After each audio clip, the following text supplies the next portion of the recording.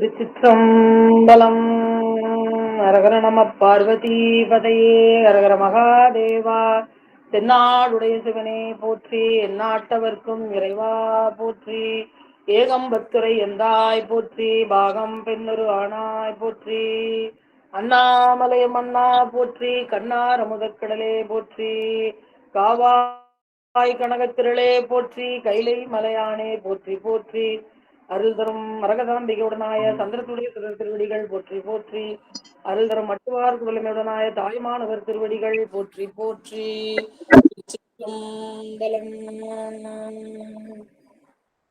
உனக்கு பணி செய்ய ஒன்றனை என்னாலும், உனக்கு பணி செய்ய ஒன்றனை என்னாலும், நினைக்க வரம் எனக்கு நீதா நீதா. மனக்கவலை நீக்குகின்ற தென்மதுரை நின்மலனே, மனக்கவலை நீக்குகின்ற தென்மதுரை நின்மலனே, எவ்வுலகும் ஆக்குகின்ற சொக்கநாதா சொக்கநாதா. உனக்கு பணி செய்ய ஒன்றனை என்னாலும், நினைக்க வரும் எனக்கு நீதா சொக்கநாதா. திருச்சிற்றம்பலம்.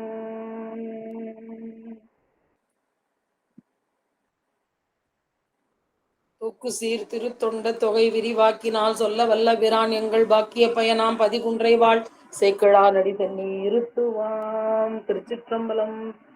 எல்லாம் வல்ல குருவருளையும் திருவருளையும் மனமொழி நேயர்களாலே வணங்கிக் கொண்டு, இந்த புலனத்தில் இணைந்து இன்று எழில் ஞான பூசை செய்ய இணைந்துள்ள அனைத்து அடியார் பெருமக்களின் திருவடிகளையும் வணங்கி, இந்த வாய்ப்பை எனக்கு அளித்த அப்பர் அருள்நெறி மன்றம் அம்மையார் சாந்தா அம்மையார் அவர்களுக்கு அடியனுடைய நன்றியை உரித்தாக்குகின்றேன்.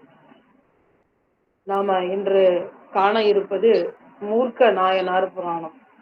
நாட்டமிகு தண்டிக்கும் மூர்க்கர்க்கும் அடியேன் என்று நம்பி ஆரூரர் பெருமானால் திருத்தொண்ட தொகையிலே குறிப்பிடப்பெற்றவர். இன்று அவரது குரு பூசை நன்னாளிலே அவரது திருவடிகளை வணங்கி நாம் குருவருளை பெற்று இன்றைய சிந்தனைக்கு செல்வோம். இந்த பெரிய புராணம் எனப்படுகின்ற திருத்தொண்டர் மாக்கதையிலே ஆறாவதாக இருக்கக்கூடிய வம்பரா வரிவண்டு சருக்கத்துல நமக்கு 5வது புராணமாக மூர்க்க நாயனாருடைய புராணம் கூறுகின்றார். இந்த பெயரானது அவருக்கு காரணத்தால் ஏற்பட்டது. நம்முடைய நாயன்மார்களுக்கு பல பேருக்கு இயற்பெயர் நமக்கு தெரிவதில்லை. அவர் செய்த தொண்டின் வழி அவருக்கு காரண பெயராக அமைய பெற்றது. நமக்கு மெய்ப்பொருள் நாயனார், இயற்பகை நாயனார், இளையான்குடி மாற நாயனார் என்று நாம் காண்கின்றோம். அவர் செய்த தொண்டையும் அவர் ஊரையும் குறிப்பிட்டு பெறுவது போல நமக்கு இந்த நாயனாருடைய இயற்பெயரும் நமக்கு தெரியவில்லை. குரு லிங்கம சங்க வழிபாடு, குரு லிங்க சங்கம வழிபாடு என்ற 3 வழிபாடை மேற்கொண்டு இறைவனுடைய திருவடியை அடைய பெற்றனர் நம்முடைய நாயன்மார். அந்த வழிபாடுகளிலே சங்கம வழிபாட்டை மேற்கொண்டவர் நம்முடைய மூர்க்க நாயனார். சங்கமம் என்பது அடியார்கள் வழிபாடு. நம்முடைய சைவத்திலே மிக மிக சிறப்பானதாக சொல்லப்பெறுவது அடியார் வழிபாடு. உடையாள் உந்தன் நடுவிற்கும் உடையாள் நடுவுள் நீ இருத்தி, அடியன் நடுவுள் இருவீரும் இருப்பதானால் அடியன் முன் அடியார் நடுவுள் இருக்கும் அருளை புரியா என்று மாணிக்கவாசல் பெருமான் வேண்டுகின்றார். அடியார் நடுவுள் இருப்பதை விரும்புகின்றார். மிகவும் சிறப்பானது இந்த சங்கம வழிபாடு. அடியார்களை பேணுபவர் பெருமானையும் பேணுபவர் ஆவார். அடியார் என்பவர் என்ன இலக்கணம் என்று கேட்டோமானால், எப்போதும் தம்முடைய அறிவிலே பெருமானது திருவடியை நீங்காது வைத்துக் கொண்டிருப்பவர்கள், நீங்காது அவருடைய சிந்தையிலே பெருமானுடைய திருவடிகளை வைத்து பக்தி செய்து கொண்டிருப்பவர்கள் தான் அடியார்கள். அடியிலே ஆர்ந்து இருப்பவர்கள் அடியார்கள் என பெறுவார்கள். சிவன் அடியார்கள் என்பது இன்னும் தனிச்சிறப்பு. எல்லா தெய்வத்திற்கும் அடியார்கள் இருக்கின்றார்கள். அவரவர் இஷ்ட தெய்வமாக வணங்கக்கூடிய தெய்வத்தை மிக ஊற்றமாக வணங்கி வரும் வழக்கம் இருக்கின்றது. அதிலே சிவ அடியார்களுக்கு மிக சிறப்பு என்ன அப்படின்னு கேட்டோம்னா, மகேஸ்வர பூஜை என்பது இறைவனுக்கு செய்யக்கூடிய வழிபாடு. மாகேஸ்வர பூஜை என்பது இறைவனுடைய அடியார்களுக்கு செய்யக்கூடிய வழிபாடு. அதனாலதான் நாம சிறப்பாக சைவத்துல மாகேஸ்வர பூஜையை போற்றுகின்றோம். எந்த ஒரு வழிபாடாக இருந்தாலும், எந்த ஒரு திருவிழாவாக இருந்தாலும் அங்கு சிவன் அடியார்களுக்கு அமுது செய்விப்பது என்பது இருக்கின்றது. சன்னியாசிகள் வேறு, சிவனடியார்கள் வேறு, அதை எல்லாரும் புரிந்து கொள்ளணும். காவி உடை தரித்து விருத்தராக்கமும் திருநீரும் அணிந்தவர்கள் எல்லாரும் கலந்துதான் இருக்கிறாங்க. அதுல சிவனடியார்களுக்கு உணவளிப்பதுதான் மாகேஸ்வர பூஜை என்று சொல்லப்படுகின்றது. அந்த மாகேஸ்வர பூஜையின் சிறப்பு என்ன என்பது நமக்கு எப்படி தெரிந்து கொள்ளலாம் என்றால், இந்த மாகேஸ்வரர்களில் ஒருவராக பெருமானே இருந்து நம்ம அளிக்கக்கூடிய அமுதை ஏற்றுக்கொண்டு நமக்கு ஆசீர்வாதம் வழங்குகின்றார். அததான் நம்ம மாகேஸ்வர பூஜையில சொல்லுவோம் இல்லைங்களா? எல்லா சிவாலயங்களிலும் எல்லா கோயில்களிலும் நித்திய நைமித்தியங்கள் சிறப்பாக நடைபெறும் பொருட்டு அனுகிரகம் பண்ணுங்க என்று சொல்ல, அரகர சிவசிவ என்று அவர்கள் அவ்வண்ணமே ஆகுக என்று ஆசீர்வாதம் சொல்வார்கள். அதுபோல விபூதி உருத்திராட்ச தாரணம் சிவாகம வேத திருமறை பாராயணம் படனம் எல்லாம் நல்ல முறையில் நடந்து வரும் பொருட்டு அனுகிரகம் பண்ணுக என்று அவர்களிடம் நாம் வரமாக கேட்க அவர்கள் அவ்வண்ணமே ஆகட்டும் என்று சொல்லுவார்கள். இது மாகேஸ்வர பூஜை ஆசீர்வாதம் என்று வழி வழியாக சைவத்திலே பின்பற்றி வரக்கூடியது. அதனாலதான் நம்முடைய நாயன்மார்கள் அடியார்களுக்கு அமுதளித்தலை மிக சிறப்பாக முட்டாது எப்பாடுபட்டாயினும் அடியாரை அமுதூட்டல் வேண்டும் என்று செய்து வந்தார்கள். அப்படி ஒரு அமுதூட்டலை பேணியவர் தான் நம்முடைய மூர்க்க நாயனார். இளையான்குடி மாறநாயனாருடைய வரலாறு எல்லாருக்கும் தெரியும், சேந்தனாருடைய வரலாறும் தெரியும். தாம் 9 அந்த நொய்யின் பிழைவாக இருந்தாலும் அதையும் அடியாருக்கு களியாக ஆக்கி பெருமானுடைய திருவுருளை பெற்றவர் சேந்தனார். தம்முடைய விதை நெல்லையை விதைத்த விதை நெல்லையை எடுத்து அதை அடியாருக்கு அமுதாக்கி பெருமானுடைய திருவுருளை அடைந்தவர் நம்முடைய இளையான்குடி மாறநாயனார். அப்படி அடியார்களுக்கு அமுதளிப்பது மிக சிறந்தது. உடல் பிணி போக வேண்டும் என்றால் உழவார பணி செய்ய வேண்டும் என்று சொல்வார்கள். உடல் பிணி நீங்குவதற்கு உழவார பணி. அதுபோல நம்முடைய வினையெல்லாம் அகல வேண்டும் என்றால் சிவனடியார்களை அழைத்து இல்லத்திலே நம்மால் இயன்ற அளவு அமுது கொடுத்தல் மிக மிக மிக அவசியமானது. நாம் வைக்கக்கூடிய பூஜைகள் மற்றும் விழாக்கள் மட்டும் அல்லாது எந்த நாளும் நம்ம இல்லத்துல வரக்கூடிய வாய்ப்பு கிடைத்ததுனால் மிக உன்னதம் அது. அவர்களுக்கு தவறாது அமுது கொடுத்தே ஆக வேண்டும். கொடுக்காமல் அவரை அனுப்பக்கூடாது. இது மிக மிக சிறப்பு. ஏதோ ஒன்று எளிய முறையில உணவு உண்ணுதற்கு உணவு. அதுபோல நம்முடைய பறவையார் மிக சிறப்பாக திருவாரூரிலே அடியார்களுக்கு அன்னம்பாளிப்பு செய்து வந்தார். அவர் செய்யக்கூடிய அந்த அன்னம்பாளிப்புக்கு தான் நம்ம நம்பியாரூர பெருமான் தலங்கள் தோறும் சென்று பெருமானிடம் பொன்னாக வேண்டி பெற்றார். பொன்னாக பெற்றதை வைத்து அம்மா அடியார்களுக்கு உடல் பிணியாகி அந்த பசி பிணியை நீக்கி அவர்களுக்கு தனங்களும் தானியங்களும் செல்வமும் நிறைய நிதி குவையும் கொடுத்து அனுப்பினார்களாம். அப்படி அடியார்களுக்கு செய்வது சிறப்பு. அப்படி குறைந்த அளவாக அன்னமாவது நாம அவங்களுக்கு அன்னம் பாலிப்பு செய்ய வேண்டும். அந்த அன்னம் பாலிப்பு நாம் செய்தால் நமக்கு அன்னம் பாலிப்பு பெருமான் செய்வார். அன்னம் பாலிக்கும் தில்லை சிற்றம்பலம் அந்த பாடலிலே சொல்லக்கூடியது நமக்கு பெருமான் வீடு வேற்றி கொடுத்தருள்வார் என்று. அத்தகைய சிறப்பான மாகேஸ்வர பூஜை செய்த நம்முடைய மூர்க்க நாயனாருடைய வரலாறை நாம சிந்திக்கலாம்.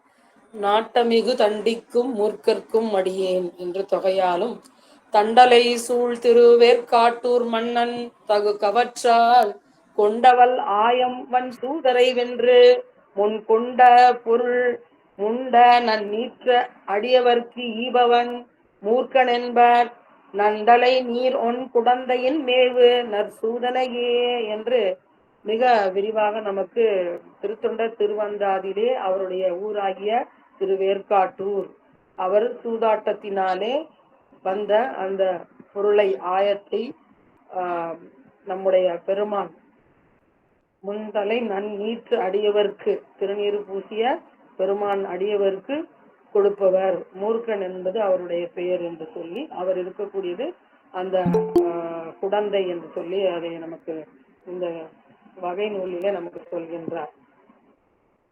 கவறு என்பது சூதாட்டம், கவராடுதல் என்பது சூதாட்டம். இந்த சோலைகள் சூழ்ந்த திருவேற்காட்டூரின் தலைவர் அவர்.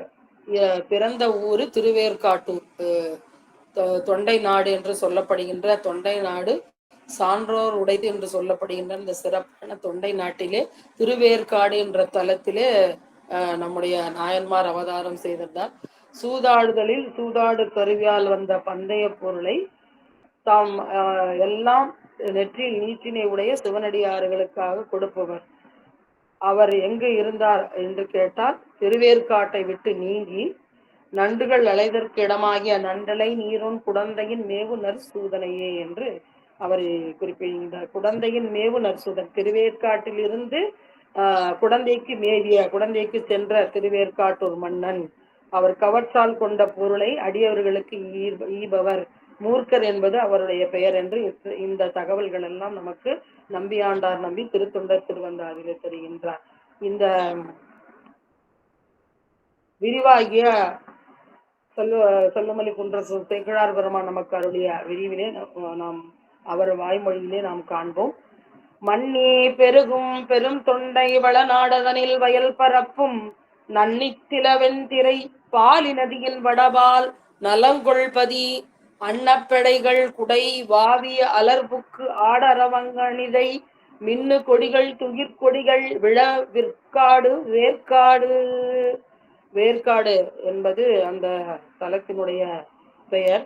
அது மண்ணி பெருகுகின்ற அந்த தொண்டை வளநாடு, அதனில் நிலை பெற்ற அந்த வளங்கள் எல்லாம் பெருகுகின்ற அந்த தொண்டை வளநாட்டிலே வயல்களில் பரப்புகின்ற முத்துக்களை வீசும் அலைகளுடைய அந்த பாலி நதி, பாலி நதி எனப்படுகின்ற அந்த நதியிலே வடகரையில நன்மை உள்ள பதியா நலங்கொள் பதி என்பது நன்மையுடைய பதியானது அந்த வேர்க்காடு பதி. அன்னப்படைகள் குடை வாவி அலர் புக்கு, அந்த அன்னங்கள் தாம் குடைந்து ஆடுகின்ற அந்த வாவிகளில் உள்ள தாமரைகள்ல புகுந்து நின்று ஆட, அந்த அரங்கில் அந்த கொடிகள், அந்த விழாவில் பொருட்டு நடப்பற்ற அந்த கொடிகளும், விழாவிற்காக பெண்கள் ஆடக்கூடிய அந்த பெண்கள் அணிந்திருக்கக்கூடிய அந்த துயில்களும் ஆடிய அந்த காட்சியை நமக்கு வர்ணனையாக சொல்கின்றார். நலங்கொள் பதி, நன்மை அல்லாத சூதினையும் நன்மையாய் செய்து கொண்ட நாயனார் அவதரித்த பதி என்பதாலே நமக்கு நலங்கொள் பதி என்று நமக்கு குறிப்பாலே காட்டுகின்றார். இந்த குடைவாவி அலர்வுக்கு, குடையும் வாவிகளிலே உள்ள அந்த தாமரை மலர்களிலே குடைந்து ஆடக்கூடிய அந்த அன்னப்படைகள், அதை சொல்கின்றார். தாமரை பூக்களில் ஏறி இருந்து அசைய, அந்த அன்னங்கள் அசைய நீரினுள் நீந்தி சென்று அப்படி விளையாடி கொண்டிருக்கிறது. இதையே நமக்கு நிறைய அந்த காட்சியை கற்பனை பண்ணி பார்த்தாலே ரொம்ப அருமையா இருக்கும். அது நிறைய நம்ம தேவாரங்கள்ல நமக்கு வருது. தாமரை மலர் மேல் அன்னமே அணைய சேயழை திருநுதல் செல்வி என்ற மங்கையர்க்கரசி பதிகத்திலே நமக்கு குறிப்பிடுவார். செறியுதல் தாமரை தவிசி திகழ்ந்தோங்கு மிலை குடைக்கு செய்யார் சென்னில் வெறி கதிர் தாமரை இரட்ட இளாண்ணம் வீற்றிருக்கும் மிழலையாமே என்ற திருவிழிமழலை தேவாரத்திலே இதே வருணனை நமக்கு வருகின்றது. இந்த விழாவிற்கு பொருட்டு நடப்படுகின்ற அந்த வெண்கொடியும் விதானமும் என்று நம்முடைய தேவாரத்துல நிறைய வரும். வீதி தேரோடு அரங்கேறி சேழையார் தாம் தோம் என்ற நடமாடும் திருவையாறு என்று சொல்வது போல, அந்த விழாவில சேழையார்கள் ஆடக்கூடிய அந்த காட்சியும் அந்த துகில்களும் ஆடக்கூடிய அந்த நிலையை நமக்கு இங்கு சொல்லியிருக்கின்றார். விழவிற்காடு வேர்க்காடு என்று சொல்கின்றார். இப்படி இருக்கக்கூடிய அந்த தலத்தை பற்றி சொல்லியது அடுத்த பாடல். செம்பர் புரிசை திருவேற்காடமர்ந்த செய்ய சடை கற்றை நம்பர்க்கு உம்பர்க்கு அமுதளித்து நஞ்சை அமுது செய்தவருக்கு இம்பர் தலத்தில் வழியடிவை என்றும் குன்றா இயல்பில் வரும் தம் பற்றுடைய நிலை வேளாண் குலத்தில் தலைமை சார்ந்துள்ளார். நாயனார் பிறந்த குலத்தை சொல்றாரு, வேளாண் குலம். இந்த வேளாண் குலத்துல பிறந்தாலும் அவர்கள் பெருமானுக்கு குன்றாத என்றும் வழியடிமை குன்றாத இயல்பா வழி வழியா வந்தவர்கள். மரபினரி மரபிரண்டும் சைவ நெறி, அந்த மரபுல வர்றது ரொம்ப சிறப்பு. மரபுல வரும்போது அந்த ஒழுக்கமானது, சைவ நெறி ஒழுக்கமானது அவங்களுக்கு இயல்பா அப்படியே அவங்களுக்கு வந்துவிடும். அது மிக சிறப்பு அந்த குடியில வருவது. நம்பருக்கு அமுது செய்தவர்க்கு, பெருமானுடைய அன்பருக்கு அமுது செய்தவர் நம்முடைய மூர்க்க நாயனார். அந்த பெருமான் என்ன அமுது செய்தார் அப்படின்னு கேட்டீங்கன்னா, உம்பருக்கு அமுதளித்து நஞ்சை அமுது செய்தார். அப்புறம் வானவர்களுக்கு அமுதத்தை கொடுத்து தான் நஞ்சை அமுதாக உண்ட பெருமானது அடியவர்களுக்கு அமுது செய்த அவர் அந்த தலத்துல வழியடிமை என்றும் குன்றா இயல்பில் இருக்கக்கூடிய அந்த வேளாண் குலத்துல சார்ந்துள்ளார். இதுல ஒரு சின்ன குறிப்பு நமக்கு சேக்கடார் பெருமான் கொடுக்கிறாரு. நம்ம தேவாரத்துல கூட வரும், பொங்கி நின்றெழுந்த கடல் நஞ்சினை பங்கி உண்டதோர் தெய்வம் உண்டோ சொல்லாய் தொங்கி நீ என்றும் தோற்று துறையற்கே தங்கி நீ பணி செய் மட நெஞ்சமே. எல்லா சாமியும் நல்லா நைவேத்தியம், நெய் ஒழுக ஒழுக, சர்க்கரை பொங்கல் எல்லாம், லட்டு, அப்படி எல்லாம் விதவிதமா பிரசாதம் வைத்துதான் எல்லா சாமியும் சாப்பிடும். இப்படி ஒரு நஞ்ச உண்ட சாமியை நீங்க எங்கேயாவது பார்த்துருக்கீங்களா அப்படின்னு கேட்கிற சாமி. பொங்கி நின்றெழுந்த கடல் நஞ்சனை பங்கி உண்டதோர் தெய்வம் உண்டோ சொல்லா. இப்படி ஒரு தெய்வம் இருக்குதா, எங்கேயாவது இப்படி ஒரு தெய்வத்தை பார்க்க முடியுமா சொல்லுங்க அப்படின்னு கேட்கிறாரு அப்பர் சுவாமி. அதுபோல மாணவர்களுக்கு அமுதத்தை கொடுத்து நஞ்சு பெருமான் உண்ட குறிப்பு இங்கு சொல்லுவது எதற்காக என்றால், சூது எனப்படுகின்ற அந்த செயலை மேற்கொண்டு அதனால் வரக்கூடிய பொருளினால் அடியார்களுக்கு அமுதளித்து அந்த தீமையையும் நன்மையாக ஆக்கி கொண்டவர். அதனால சூதர்னு சொல்லல, அவரை நற்சூதர் அப்படின்னு சொல்றார். நமக்கு நம்பியார் ஒரு பதிகத்துல அந்த நாளன் உன் நடைக்களம் புகுத என்று வரக்கூடிய பதிகத்துல அதை சொல்றாரு. நற்றமிழ் வல்ல ஞான சம்பந்தன் நாவினுக்கரையனும் நாளை போவானும் கற்ற சூதன் நற்சாக்கியன் சிலந்தி கண்ணப்பர் என்று இவர்கள் குற்றம் செய்யணும் குணமென கொள்ளும் என்று அந்த பதிகத்துல நமக்கு சொல்றாரு. அப்படி எல்லா கலைகளிலும் இந்த சூதும் ஒரு கலைதான். அதை கற்றார் நம்முடைய நாயன்மார். கற்று அதை பயன்படுத்தல வரணும், அதை மறந்துட்டார். அதை மறந்து அவர் தம்முடைய செல்வத்தினாலதான் அடியார்களுக்கு அமுது செய்துட்டு இருக்கார். அதை நம்ம பின்னாடி பார்க்கலாம். இப்படிப்பட்ட அந்த செய்கையை நமக்கு சேக்கிழார் பெருமான் குறிப்பிட. சேக்கிழார் பெருமானுடைய கவித்திரத்திலேயே நாம் வியந்து போற்றக்கூடிய இது நிறைய இருக்குது. நம்ம வரலாறு சிந்திக்கணுன்றதுனால அதை நாம அப்படியே மேலோட்டமா பார்த்து கொண்டு வருகிறோம். இந்த இடத்துல இந்த குறிப்பு ரொம்ப சிறப்பா, கும்பருக்கு அமுதளித்து நஞ்சை அமுது செய்தவருக்கு என்ற குறிப்பை நமக்கு இந்த நாயன்மாருடைய வரலாற்றுல வரப்போகின்ற அந்த சூதினால வரக்கூடிய அந்த தீமையினை தாம் ஏற்று அதை அடியவருக்கு அமுதாக கொடுத்து அந்த நலமாக ஆக்கிய நாயனாருடைய இதை நமக்கு இங்க குறிப்பா நமக்கு சொல்றாரு என்பதை சொல்லி அடுத்த பாடலுக்கு செல்வோம். மூன்றாவது பாடல். கோதின் மரபில் பிறந்து வளர்ந்து அறிவு கொண்ட நாள் தொடங்கி ஆதி முதல்வர் திருநீற்றின் அடைவே பொருள் என்று அறிந்து அரணார் காதல் அடியார்க்கு அமுதாக்கி அமுது செய்ய கண்டு உண்ணும் நீதிமறைமை வழுவாத நியதி பூண்ட நிலைமையார். கோதின் மறந்து குற்றமில்லாத அந்த சிறந்த வேளாளர் மரபிலே பிறந்த நாள் முதலா, ஏன்னா அந்த மரபுல வழி வழியா அவங்க பெருமானுக்கு அடிமை செய்து அந்த தொண்டு செய்து வர்றதுனால அந்த மரபுல பிறந்த குழந்தைக்கும் அது இயல்பா வந்துருது. நம்முடைய காரைக்கால் அம்மையார் சொல்ற மாதிரி, பிறந்து மொழி பயின்ற பின்பெல்லாம் காதல் பிறந்து நின் தேவடி சேர்ந்தேன் நிறந்திகழுமை ஞான்ற கண்டத்து வானோர் பெருமானே எஞ்ஞான்று தீர்ப்பதிட.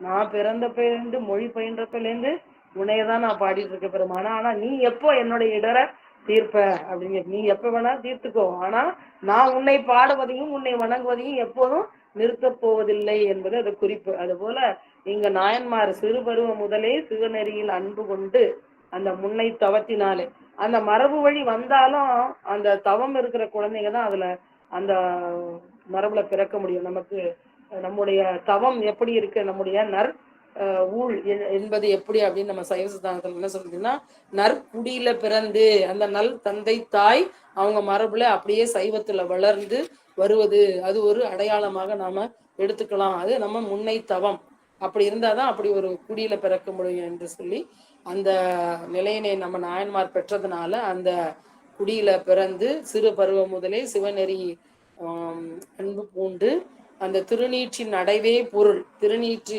நெறியே அதுதான் மெய்ப்பொருள். திருநீற்று நெறி என்பது சைவம், அதான் வேற ஒண்ணும் இல்லை. இந்த சைவ நெறி தான் நமக்கு நிறைவான அந்த பெருமான் திருவடி அடையக்கூடிய வீடு வேற்றை கொடுக்கக்கூடியது. இதுதான் மெய்ப்பொருள், மற்றதெல்லாம் பொய்ப்பொருள் என்று அதை நல்லா உணர்ந்தவர். அடியாருக்கு அந்த திருநீற்று பூசிய பெருமான் அடியாருக்கு அமுது செய்து, இப்படி நிறைய நம்ம அடியார் வழிபாடு நிறைய பேர் செய்திருக்கிறாங்க இல்லைங்களா. ஒருத்தர் திருவோடு கொடுத்தார், ஒருத்தர் கோவடும் கீழும் கொடுத்தார், ஒருத்தர் அவர்களுக்கு வேண்டியதை இல்லை என்னாது கொடுத்தார். இப்படி எல்லாரும் அடியார் பணியை நிறைய மேற்கொண்டிருக்கிறாங்க. அதுல அடியார் பணியே சிவன் பணியாக மேற்கொண்டவர்கள் அவர்கள். அடியாறு வந்தவர் என்று பார்க்கவே இல்லை இல்லைங்களா. கைதடிந்த வரிசலியான் கலிக்கம்பன் இல்லையா.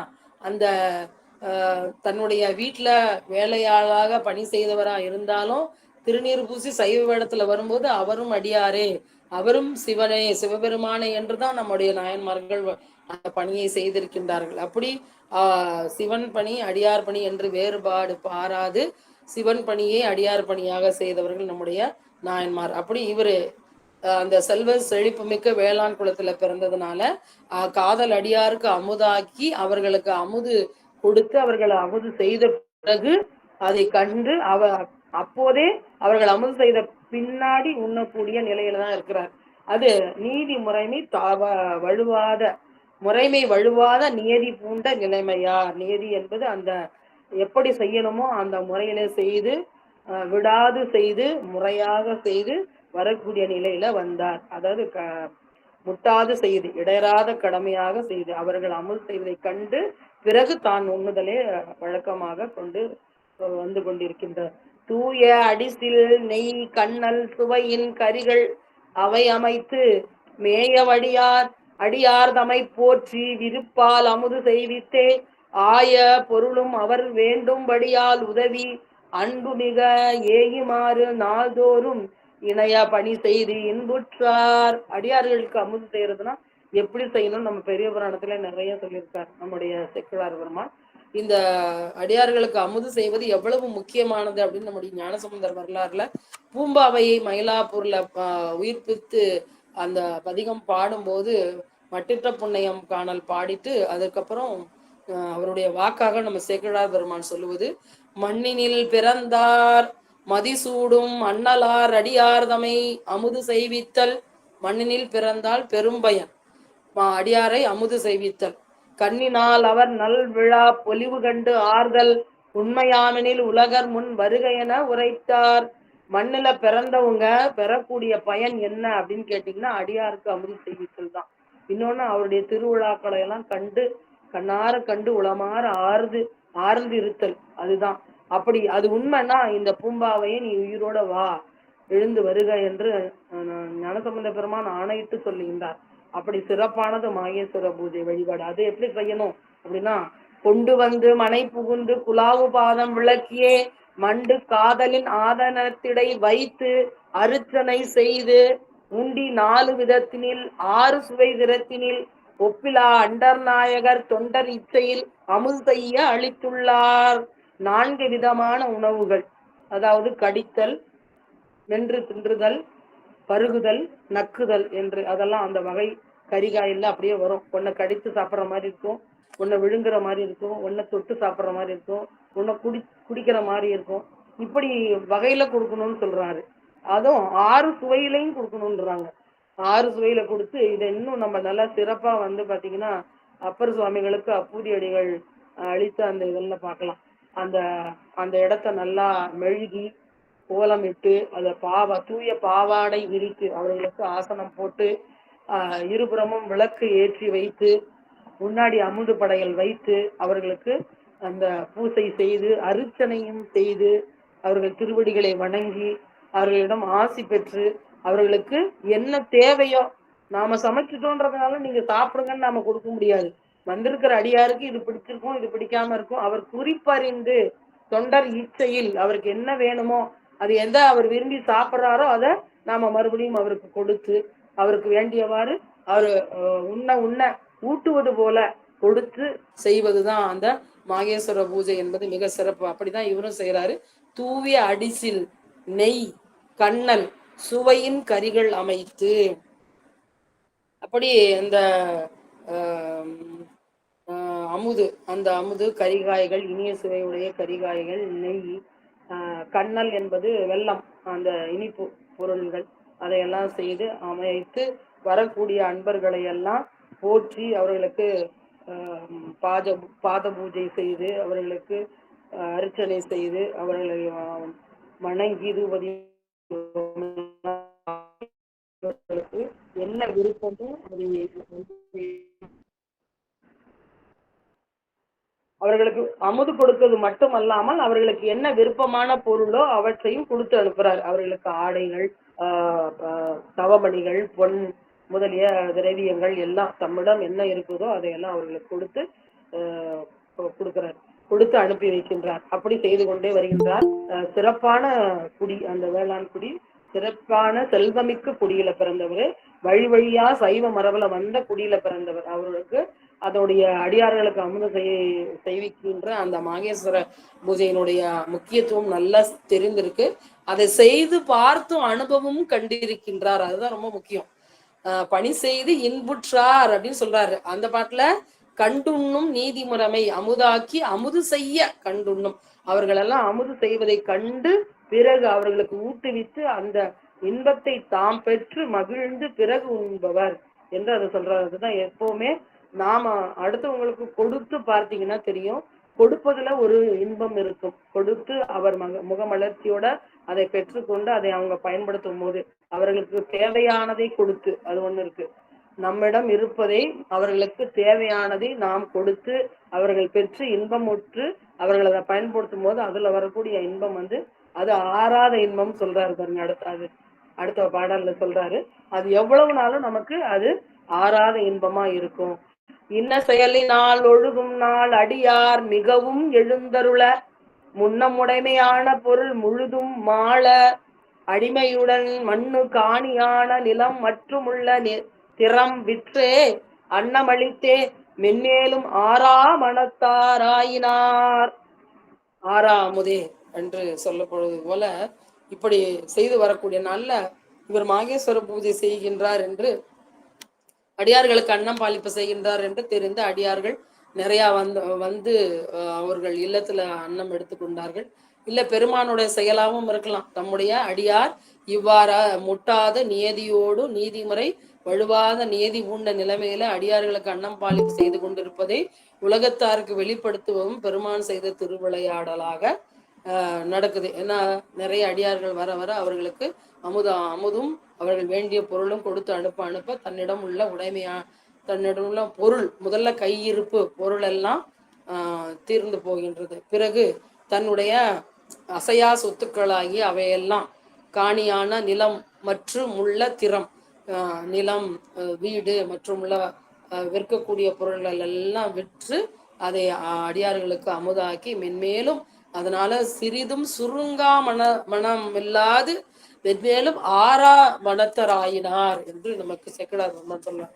அப்படி இருந்து வரக்கூடிய நாளிலே அங்க நவ்வூர் தமக்கு ஒரு பற்றடியார் தங்கட்கு அமுதாக்க எங்கும் காணா வகை தோன்ற இளம்பாடெய்தி இருந்து அயர்வார் தங்கும் வகையார் தாம் முன்பு கற்ற தன்மை நற்சூதார் பொங்கும் பொருளாகவும் அங்கு ஒருவாரின்மை நீ போவார். இப்படி செய்து வரக்கூடிய நாளிலே அவருடைய சேமநிதிகளும் முன்னோர் தேடி வைத்தவனும் ஆகிய பொருள்களை எல்லாம் செலவு செய்ய அவற்றையெல்லாம் விற்று அடியார்களுக்கு அமுதளிக்க மேலும் அமுதாக்க தமக்கு அங்கன் அவ்வூர் ஒரு பற்றும் எங்கும் காணா வகை தோன்ற, அந்த ஊர்ல நமக்கு மேலும் அமுது செய்வதற்கு எதையும் விற்கிறதுக்கும் ஒன்றும் இல்லாத நிலையில அவரு இளம்பாடு எனப்படுகின்ற வறுமை எய்தி அயர்ந்தார். சற்றுதான் அயர்ந்தார்.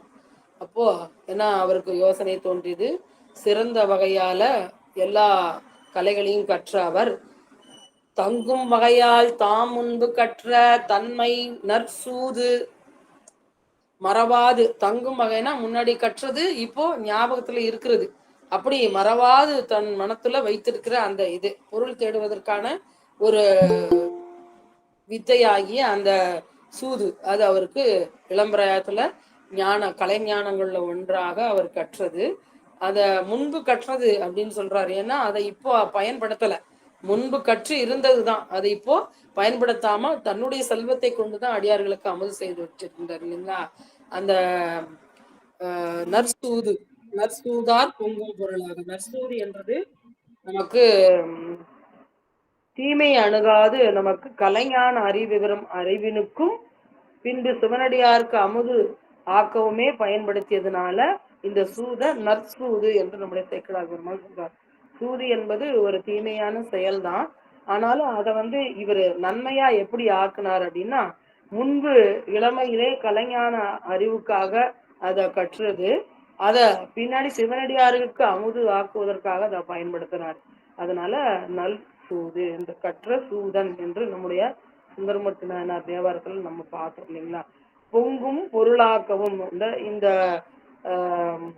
பொங்கும் பொருள் என்பது இந்த சூதுல நிறைய பொருள் வரும் இல்லைங்களா? எப்படி நம்ம அந்த லாட்டரி அப்படின்னு சொல்றோம் இல்லையா? அதுலலாம் ஒரு குழுக்கள்ல நிறைய பொருள் வருது. அந்த பொருள் நிறைய வந்ததின் ஆசை மிகுதியால அவங்க என்ன பண்றாங்க, மீண்டும் மீண்டும் அதை சென்று சென்று அதுல அவங்க ஈடுபடுறாங்க. மயங்கி நம்முடைய பொருள் எல்லாம் இழந்து விடுகின்றார்கள். அது தீது, அதுதான் கேடு இல்லைங்களா? அதனால இது என்ன காட்டும்னா, இந்த சூது இதெல்லாம் முதல்ல பொங்குவதாக பொருள் அதிகமாக வருவது போல காட்டும். அது ஆசையை பொங்க செய்யும். அத நிலைப்பாடு இல்லாமல் இருப்பவர்களுக்கு ஆசையை பொங்க செய்யும். இப்போ இந்த நாள்ல நமக்கு அதே போல இப்ப சீட்டாட்டம் எல்லாம் வருது இல்லைங்களா?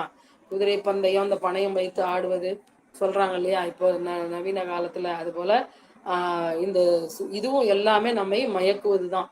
அதை வரக்கூடிய மிகுதியான பொருளை கண்டு மயங்கி மேலும் அதுல தம்முடைய பொருளை எல்லாம் இழந்து கேடுக்கு ஆளாகின்றார்கள். அதனால அது தீயனதான். அதனால சொல்றாங்க.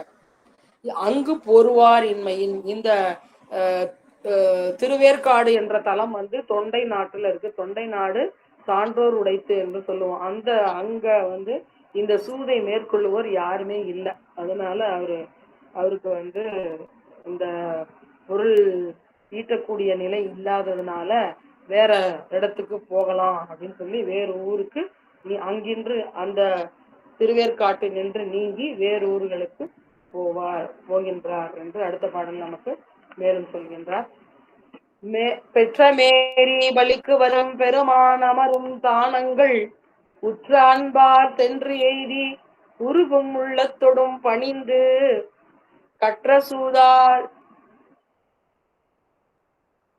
இனீதி யான் கருமம் முடித்தே கருதாரூர் செற்ற சிலையார் திருக்குடந்தை அடைந்தார் சில நாளில். இப்படி ஒரு அடியாருக்கு அமுது ஆக்குவதற்கு ஒரு பற்றுக்கோடு இல்லாதனால தாம் கற்ற சூதினால் அதற்கேற்ற ஊதியம் பெற அந்த ஊர்ல இயலாமையினால வேறூர் தேடி புறப்பட்ட நாயனார் பெருமான் இருக்கக்கூடிய பல பதிகள் பெற்ற மேரி பலிக்கு வரும் அந்த காளை வாகனத்துல ஏறி பலி ஏற்கக்கூடிய பெருமானாக இருக்க பெற்ற மேரி பலிக்கு வரும் பெருமானாக இருக்கக்கூடிய சிவபெருமான் அமரக்கூடிய தானங்கள் ஊர்கள் தோறும் அன்பு மிகவும் அன்பால பெருமானை வணங்குவதற்கும் அந்த சூதினால பொருள் தேடி அடியாருக்கு அமுதாக்கக்கூடிய அந்த கர்மத்திற்கு அந்த காரியத்துக்காகவும் ஒரு பதிகளா போறார். சிவனுரையும் பதிப்பளவும் சென்று பணிந்து இந்த சூதினால பொருள் இந்த தலத்துல நாம பெற முடியுமா என்று பார்த்து கொண்டே போகின்றார். அந்த பொருளினால அடியாருக்கு அமுது செய்ய வேண்டும் என்று செய்து கொண்டே போய் கற்ற சூதால் நேதியாம் கருமம் முடித்தே. நேதியாம் கருமம் என்பது முன்ன சொன்ன மாதிரி காதல் அடியாருக்கு அமுது செய்து கண்டு உண்ணும் நீதிமுறை வழுவாத நீதி முதல்ல சொன்னது. அது இங்க அங்கங்க ஒரு இடத்துலயும் கிடைக்கக்கூடிய அந்த பொருளை கொண்டு அதனால அந்த அடியார்களுக்கு அமுது செய்து கொண்டு அப்படியே போறார். இப்போ நம்மளுக்கெல்லாம் ஒரு சந்தேகம் வரலாம். இந்த தூது நாம தீமைன்னு சொல்றோம். அதை ஒரு நாயன்மார் செய்தார்னு சொல்லி அதையும் அவரையும் நாயன்மாராக நாம பாவிக்கிறோம் அப்படின்னு. இப்போ இது உலகத்துல பெருமான் படைத்ததுல உலகத்துல நன்மை தீமை இரண்டுமே இருக்கு. நாம இப்ப மேன்மைகள் சைவ நீதியில நாம நிக்கிறோம். மேன்மைகள் சைவ நீதியில நில்லாதவங்களும் பல பேர் இருக்காங்க. கடவுளே இல்லை அப்படின்னு சொல்றவங்களும் இருக்கிறாங்க இல்லைங்களா? அப்ப இந்த இந்த இரண்டு தன்மையும் வெவ்வேறு மாறுபட்ட தன்மைகள் இல்லையா? நன்மை தீமை என்பது ஒன்றுக்கொன்று மாறுபட்டது. கடவுள் தன்மை, கடவுள் உண்டு என்கின்ற நிலையம் பத்தி உயலாம் பத்தி தந்து பொற்கழற்கனே பன்மலர் கொய்து சேர்த்தலும் என்று மாணிக்கவாசகர் சொல்வாரடி, உய்யக்கூடிய நாம் உய்வதற்காக பெருமான் கொடுத்த பக்தி. நமக்கே பக்தி எங்க வரப்போகுது? அவர் கொடுத்தாதான் வரும். நாம் உய்வதற்காக அவர் நமக்கு கொடுத்த பக்தி. அந்த பக்தி உடையவர்கள் ஒரு பக்கம், பக்தி இல்லாதவர்கள் ஒரு பக்கம். இப்படி மாறுபட்ட தன்மையுடைய உலகம். ஏன் அப்படின்னு கேட்டோம்னா, எல்லாமே இந்த ஆன்மாக்களை ஆற்றுப்படுத்துவதற்காகத்தான். இதே நாம பாத்தீங்கன்னா, உயிர்கள் பக்குவத்துக்கு ஏற்ப அவையெல்லாம் அனுபவித்து கழித்து அதன் மூலமாக அவைகளுக்கு அறிவு பெறுவதற்காக தான்.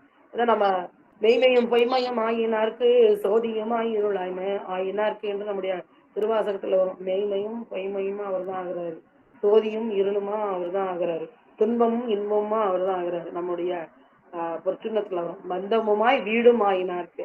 பந்தம் என்பது பிறப்பு, வீடு என்பது நமக்கு வீடு வேறு. எல்லாமே பெருமானாதான் இருக்காரு. நன்மை தீமை நின் செயல் பெருமானே, நின் செயல் தான் எல்லாம். அப்போ என்ன செய்யறாரு அப்படின்னு கேட்டீங்கன்னா, நம்முடைய தேவாரத்திலையும் வரும், சாத்திரத்திலையும் வரும். தலைமிலன் சார்ந்தவர்க்கு சார்ந்தார்க்கு நலமிலன், சாராதவருக்கு நலமிலன், பேர் சலமிலன் பேர் சங்கரன் என்று நம்ம தேவாரத்துல வரும். அதே அப்படியே நமக்கு சாத்திரத்திலேயே வரும். இது ஏங்க அப்படி சொல்றாங்க அப்படின்னு கேட்டா, பெருமான் சலவிலன்னு சொல்றீங்க, அவர் வேறுபாடு காட்ட மாட்டார். எல்லா உயிருமே பெருமானுக்கு ஒன்றுதான். அது அப்படி இருக்கக்கூடிய பெருமான நலமிலன் நன்னார்க்கு நன்னினார்க்கு நல்லன் என்று வரும். அப்போ நன்னாதவருக்கு நலமிலன்னு எப்படி பெருமான சொல்றீங்க? அப்ப அவரை வழிபடாதவங்களுக்கு அருள் செய்ய மாட்டாரா? வழிபடுவங்களுக்கு மட்டும்தான் அருள் செய்வாரா? இது எப்படி சலமிலனாக ஆக முடியும் அப்படின்னு கேட்டா, அருள் செய்வார், எல்லாருக்குமே அருள் செய்வார் பெருமான். அவரை உணர்ந்து வழிபடுபவர்களுக்கு, சிவபெருமான உணர்ந்து வழிபடுவர்கள் அடுத்தது அவங்க கேட்கக்கூடிய வரம் என்னன்னு கேட்டீங்கன்னா, வீடு பேராதான் இருக்கும். அப்ப அவர்களுக்கு அந்த வீடு வேறு நெறிக்கு ஏறக்கூடிய படிகளிலே பெருமான் அந்த ஆன்மாக்களை செலுத்துவார். பெருமானையும் வணங்காம கடவுளை இல்லைன்னு சொல்லி இந்த உலக போகம்தான் மூர்த்தி, இதுதான் இன்பம் அப்படின்னு இருக்கக்கூடிய உயிர்களுக்கு என்ன செய்வாரு? மீண்டும் பிறப்பு, அந்த போகத்தையே நன்றாக அனுபவித்து அவர்களுக்கு உவர்ப்பு வரும்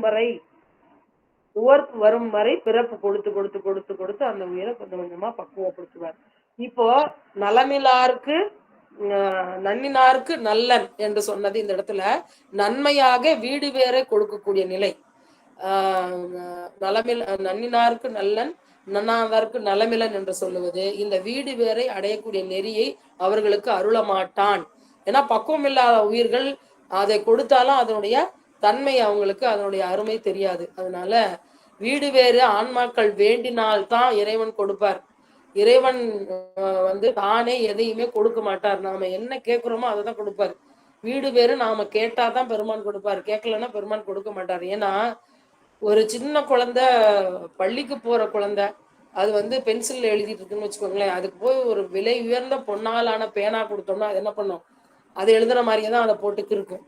அதே கொஞ்சம் பக்குவம் வந்த ஒரு குழந்தைக்கு, ஒரு 12ஆம் வகுப்பு படிக்கிற குழந்தைக்கு அந்த பேனாவை கொடுத்தோம்னா அதை விலை உயர்ந்த பேனான்னு அதை பத்திரமா வச்சு அதை பயன்படுத்தும். அதே போலதான் பக்குவம் உள்ள ஆன்மாக்களுக்கு தான் அந்த வீடு வேற்றின அருமை தெரியும், அதை பயன்படுத்தவும் அதனால பெறக்கூடிய அனுபவத்தை அனுபவிக்கவும் தகுதி உடையவா இருக்கும். பக்குவம் இல்லாத ஆன்மாக்களுக்கு அதை கொடுத்தாலும் அது பயனில்லை, இருந்தாலும் சாமி கொடுக்க மாட்டார். அவர்களுடைய விருப்பம் என்னவோ அதற்கேற்றவாறு அந்த ஆன்மாக்களுக்கு மீண்டும் அந்த பிறப்பை கொடுத்து அந்த இன்பத்திலே உவர்ப்பு வந்த நிலையில தான் அதற்கு அனுபவம் வந்த நிலையில தான் கொஞ்சம் கொஞ்சமா பக்குவமாகி வரும். அதுதான் நமக்கு நன்மை தீமை இன்பம் துன்பம் இப்படி ரெண்டா எல்லாமே உலகத்துல இருக்கு. ஏன்னு கேட்டீங்கன்னா, ஒரே நன்மையாகவும் இன்பமாகவும் இருந்தாலும் நமக்கு சலிப்பு ஏற்பட்டுடும், ஒரே துன்பமாக இருந்தாலும் சலிப்பு ஏற்பட்டுடும். அதான் நம்ம ரெண்டையும் மாறி மாறி சாமி அனுபவத்துக்கு வினை பயனை நமக்கு கூட்டுவிக்கின்றார். புண்ணியம் அதிகமாக செய்தவங்களுக்கு இன்ப நுகர்ச்சி அவங்களுக்கு நிறைய மிகுதியா இருக்கும். அதனால என்ன பண்ணுவாரு? ஆன்மாக்களை கொடுக்கும்போது சொர்க்காதி போகங்களை போய் முதல்ல அனுபவிச்சு கொடுத்துருவார். அந்த பயன் அதிகமா இருந்தா அதை கொடுத்துருவார். கொஞ்சமா இருக்கக்கூடிய அந்த துன்ப பயனை நரகாதி போகங்களுக்கு கொடுப்பார். அப்போ இந்த ஆன்மாக்களுக்கு பக்குவப்படுவதற்கு ஏற்றவாறு தான் அந்த இன்பம் துன்பம் எல்லாமே சுவாமி நமக்கு கொடுக்குறாரு. இது இரண்டும் சமமாக அனுபவிக்கக்கூடிய இடம் இந்த பூலோகம் தான். அப்படி எல்லாமே ஆன்மாக்களுடைய பக்குவத்திற்கு தான். பிறந்த நாள் போலும் மேலும் பிறக்கு நாள் போலும் துறந்தோர் துறப்போர் தொகை என்று நமக்கு உயிர்களோட எண்ணிக்கையை சொல்லும்போது திருவருட்பன் சொல்லுது. இப்ப வீடு வேற்றிற்கு சென்ற உயிர்கள் வீடு வேருக்கு செல்ல இருக்கின்ற உயிர்கள் தான் நம்ம சாத்திரம் சொல்லுது. யாருமே வீடு வேருக்கு போகமாட்டாங்கன்னு சொல்லல. எல்லாருமே கண்டிப்பா வீடு வேருக்கு செல்லத்தான் செய்வோம். ஆனா எத்தனை கோடி பிறவிகள்ன்றதுலதான் வித்தியாசம். எத்தனை பிறவிகள் அப்படின்றதுலதான் வித்தியாசம் நிறைய இருக்கு. நாமெல்லாம் வீடு பேருக்கு சென்றவர்களை பார்த்து கொண்டிருக்கின்றோம். இப்போ நாம செல்ல இருக்கின்றோம். ஆனா எத்தனை பிறவி முடிந்த பிறகு என்பது பெருமானுக்கு தான் தெரியும். சரிங்களா? இப்படி இந்த சூது வகைகள் நமக்கு தீமை தான். அதை இறைவனுடைய அடியார்களுக்கு அமுது செய்வதற்காக அவர் பயன்படுத்துறதுனால அது நற்சூதா ஆகின்றது. இன்னொன்னு என்னன்னு கேட்டீங்கன்னா, அவர் நியதிப்படி இந்த சூதுல வந்த பணத்தை தான் கையால கூட தொடாம யார் அமுது சமைக்கிறாங்களோ அவங்களே எடுத்து அதை அமுது செய்யற அளவுக்கு அவங்களே எல்லாம் செய்ய சொல்லி எல்லாருக்கும் அன்னம் பாலிப்பு செய்து விட்டு பிறகு கடைசியாதான் தான் அதை அந்த அமுதை ஏற்றுக்கொள்கின்றார். நம்முடைய மாணிக்க வாசகர் சொல்வது மாதிரி நமக்கு சொல்றாரு இல்லைங்களா, திருச்சதகத்துல ஆன்ம சுத்தில வேணில் வேள்களை கிழித்திட மதி சூடும் அதுதனை நினையாதே மாநிலாவிய நோக்கி ஏற்படிரிடை மத்திடு தயிராகி தென்னிலாவிய திருவருள் புரிந்த என் சிவநகர் புக போகேன் ஊனிலாவியை ஓம்புதல் பொருட்டினும் ஒன்றோடு திருந்தேனே. இந்த ஊனில இந்த ஆவி இருக்கணும், அதுக்காக அதை பேணுவதற்காக உண்டு உடுத்து இருந்தேன்ற நிலையில தான் நம்முடைய நாயன்மார் வாழ்ந்து வருகின்றார். சரி, இப்படி எல்லா பதிகளிலும் தம்முடைய கர்மம் முடித்தே திருக்குழந்தை எனப்படுகின்ற அந்த நகரை சென்று அடைகின்றார். இந்த சூது என்பது தற்போது எல்லா இடங்கள்லயும் நடக்குது இல்லைங்களா. ஒரு விழாக்கள்னா நடக்குது, ஒரு திருவிழா காலங்கள்ல அங்கங்க அதெல்லாம் நம்ம பார்க்கிறோம். இப்படி இந்த பொருளுக்காக அந்த மாயையில கட்டுப்பட்டு மென்மேலும் மிகுதியான பொருளை ஈட்டுவதற்காக அதை பயன்படுத்தாது ஒரு பொழுதுபோக்காக சில இடங்கள்ல இந்த தலங்கள்ல எல்லாம் இதை நாம தற்காலங்கள்ல நம்ம பார்க்க முடியுது. அப்படி இருக்கிறது நமக்கு விழாக்கள் பொருட்டு நடைபெறுவது நமக்கு அது அவ்வளவு தீமை இல்லை அப்படின்னு சொல்றார். இது அவங்க தெரிந்தோ தெரியாமலோ, அது சித்தாந்தத்துல சொல்ற மாதிரி புத்தி பூர்வம் அபுத்தி பூர்வம்னு சொன்னாங்க. அபுத்தி பூர்வமானாலும் அவங்க அந்த இடத்துல சூது ஆனாலும் ஒரு கால் அந்த திருவிழாவை பார்த்து பெருமானை தரிசனம் பண்ணி அந்த நினைவெல்லாம் அவங்களுக்கு வர்றதுனால நல் ஊழ் வாய்க்க பெறும் என்று அதை நமக்கு நம்முடைய பெரியவங்க சொல்றாங்க. இதனால நமக்கு மற்ற பிறப்புக்கு ஏற்றக்கூடிய அந்த ஆகாமிய வினை வராது. இந்த மற்ற ஊழ் வினை நமக்கு அனுபவத்தினால கிடைக்குது என்று அதுதான் நம்ம விளையாட்டா சொல்லுவாங்க. நம்ம வகுப்புல எல்லாம் சைவ சித்தாந்த வகுப்புல எல்லாம் வகுப்பு கேட்கறவங்க பாத்தீங்கன்னா சைவ சித்தாந்தம் சுத்தமா புரியாது, நல்லா தூக்கம் வரும். அப்போ ஆசிரியருக்கு தெரியும், வகுப்பெடுக்கிற ஆசிரியருக்கு இதுல எத்தனை பேர் தூங்குறாங்க எத்தனை பேர் கேட்கறாங்க. ஆனாலும் ஆசிரியர் சொல்லுவாரு, வேற எங்கேயாவது இருந்து வேற ஏதாவது வினை செய்யறதுக்கு பதிலா இந்த சைவ சித்தாந்தமாகிய இந்த செம்பொருளை பெருமானை சிந்திக்கிற இடத்துல அமர்ந்து இங்க தூங்கினாலும் அது நல் ஊழ் நுகர்ச்சி தான் அப்படின்னு சொல்லுவார் ஆசிரியர். ஏன்னா வேற இடத்துல போய் நம்ம வேற மேல்வி செய்யாது, வேற செயல்களில் ஈடுபடாது, இந்த இடத்துல சிவசிந்தனை இருக்கிற இடத்துல இருந்து கொண்டு அப்படி தூக்கத்துல ஓராறு வழி அவங்களுக்கு காதல விழுதுல ஏதோ ஒண்ணு ரெண்டு வார்த்தை பதி பசு பாசம் சிவபெருமான் வினை அப்படி இப்படின்னு ஏதோ ஒன்று ரெண்டு விழுது, அந்த பயன் அவங்களுக்கு போகும் அப்படின்னு சொல்லுவார் ஆசிரியர். அவருக்கு தெரியும் ஏதோ ஒரு 10 பேர் தான் நல்லா ஊற்றமா கேட்கறாங்க பாடம்னு ஆசிரியருக்கு தெரியும். அது போல இந்த இடத்துல நமக்கு அதையெல்லாம் சொல்றாங்க. ஏன்னா அந்த காலத்துல இருந்து அந்த வழக்கம் இருக்குது. திருவிழா காலங்கள்ல சூதாடுவது விளையாடுவது கேளிக்கை இருக்கலாம் எல்லாமே இருக்கு. நம்ம அதை இப்ப நம்ம அப்பேற்பட்ட ஒரு நாயனாரை சிந்திக்கிறதுனாலதான் இதெல்லாம் நாம சொல்றோம் இல்லைங்களா. இப்ப நாம இது என்ன ஆயிடுச்சு, சிவபுண்ணிய கணக்குல அவருக்கு போயிருச்சு. நாயனாருக்கு இந்த சூது என்பது நற்சூதா போய் அவருக்கு நன்மையாகிய வீடு பேரை கொடுக்கக்கூடிய சூதாக மாறிவிட்டது. இதுதான் நாம சைவ சித்தாந்தத்துல சொல்லுவோம் இறப்பில் தவம் அப்படின்னு சொல்லுவோம். அது என்னங்க தவம் தெரியும், அது என்ன இறப்பில் தவம்? அது என்ன தவத்துக்கு இறப்பு பிறப்பெல்லாம் இருக்கா அப்படின்னா, நாம இந்த உலகத்துல இருக்கக்கூடிய உயிர்களை நோக்கி நாம செய்யக்கூடிய புண்ணியம், ஒருவருக்கு உதவுவது, அது எல்லாமே வச்சுக்கலாம். உணவு, உடை, இருப்பிடம் இல்லையா, அவர்களுக்கு வேண்டிய பொருள், அவர்களுக்கு வேண்டிய உதவி, ஒரு மருத்துவமனை கட்டுறது, பள்ளிக்கூடம் கட்டுறது, இப்படி எல்லாம் சொல்லுவாங்க சில பேர். நாங்கெல்லாம் சாமி கும்பிட மாட்டாங்க, ஆனா பாத்தீங்கன்னா நாங்க 10 பசங்களுக்கு ஸ்கூல் ஃபீஸ் கட்டி அவங்களை படிக்க வைக்கிறவங்க அப்படிம்பாங்க. இதுதாங்க உயர்ந்தது அதை விட அப்படிம்பாங்க. நாங்க 1000 பேருக்கு அன்னதானம் பண்றாங்க, அதாங்க உயர்ந்தது, இது என்னங்க சும்மா கோயில்ல போய் சாமி கும்பிடுறது அப்படிம்பாங்க. அவங்களால என்ன சொல்ல முடியும்? அவங்களுடைய அறியாமை நிலை அவ்வளவுதான், அவங்களுடைய படிநிலை அவ்வளவுதான். ஆனா சைவ சித்தாந்தம் படிச்சவங்களுக்கு தான் தெரியும், இதெல்லாம் பசு புண்ணியம், பசுக்களாகி ஆன்மாக்களுக்கு ஆவது. பசுக்களாகி ஆன்மாக்களுக்கு ஆகக்கூடிய புண்ணியம் நமக்கு பசு புண்ணியமாக அடுத்த பிறவில பயனை கொடுக்கும். இன்பம் தான். நல்ல பணக்காரங்களா பிறப்பாங்க, நல்ல சௌக்கியமா வாழ்வாங்க. ஆனா அந்த ஒரு பிறப்போட அந்த புண்ணிய பலன் உங்களுக்கு அழிந்து விடும்.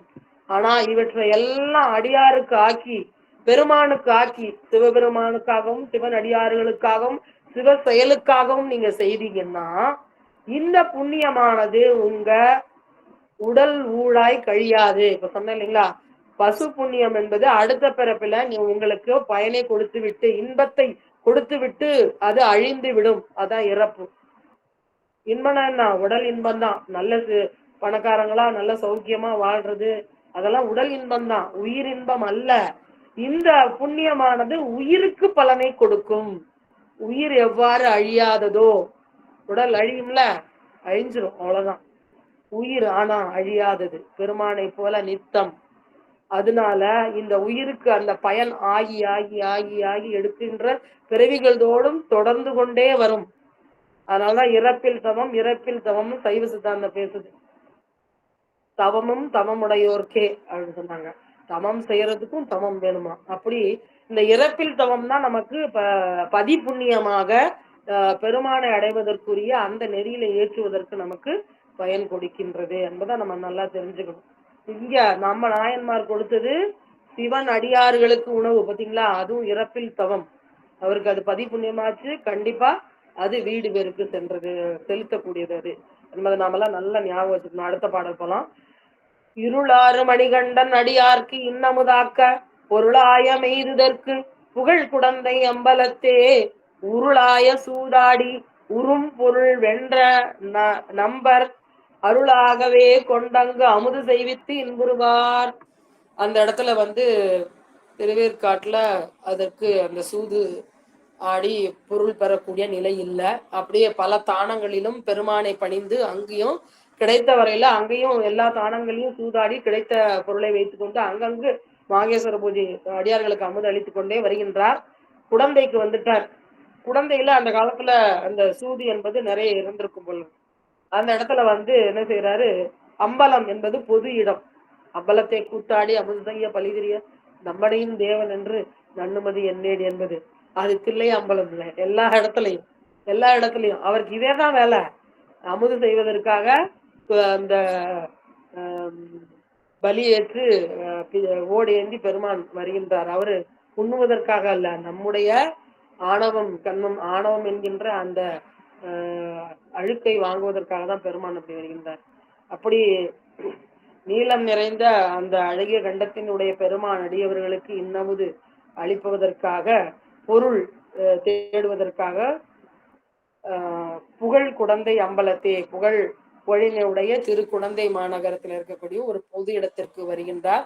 அங்கு உருட்டி போடக்கூடிய அந்த சூது ஆடி அங்கு வென்ற பொருளை எல்லாம் வைத்து மணிகண்டர்க்கும் அடியார்க்கும் பெருமானுக்கும் பெருமானுக்கும் எப்படி வரும்னா, நமக்கு அதுதான் நம்முடைய மாகேஸ்வர பூஜை என்பதில் நமக்கு மகேஸ்வர பூஜையில் மாகேஸ்வர பூஜை என்பதில் நமக்கு சொல்றாரு. படமாட கோயில் பகவர் கொன்றையில் படமாட கோயில் நம்பர்கங்காக நடமாட கோயில் நம்பர் கொன்றையில் படமாட கோயில் பகவர் கதாமே அப்படின்னு சொல்றாரு.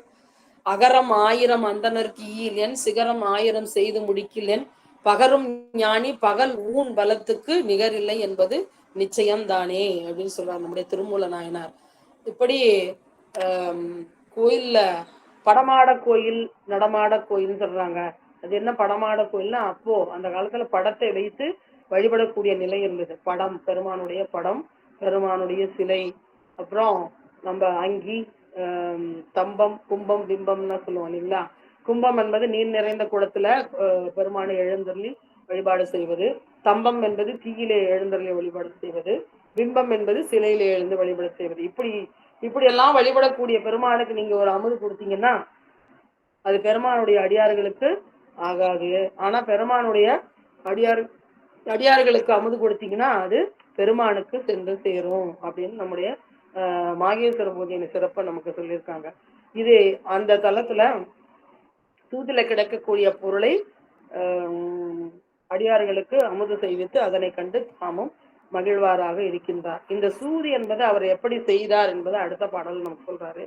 முற்சூது தாம் தோற்று முதற்பணம் அவர் கொள்ள பிற்சூது பலமுறையும் வென்று பெரும் பொருளாக்கி சொற்சூதான் மறுத்தாரை சுரிகை உருவி குத்தி நற்சூதர் மூர்க்கரெனும் பெயர் பெற்றார் நானிலத்தில்.